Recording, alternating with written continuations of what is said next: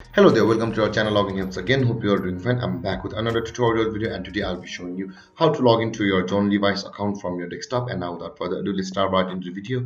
But before that, don't forget to like, subscribe, and hit that bell icon for more videos. Okay, on your computer, first open up your Google Chrome, and on the search bar, click there and type in John Levi's LEWIS.com, or you can simply search for John Levi's login at Google like this, and either way you will end up on the same page. Now let's close this one, and you can see the sign in option at the top right corner of the John Levi's website. Now let's allow all the cookies and let's sign in.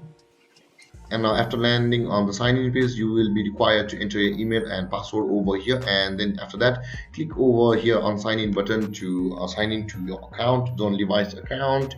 And if you forgot your password, just click on the need help with your password option over here, and a procedure will open to reset your password, or you can just simply create an account from over here. Click here to create an account, and there guys, this is how you log into your John Levi's account. And if you have any confusions or questions regarding the topic, don't hesitate to comment in the comment section below, and don't forget to like, subscribe, and hit that bell icon for more videos. Thank you for watching guys. Peace.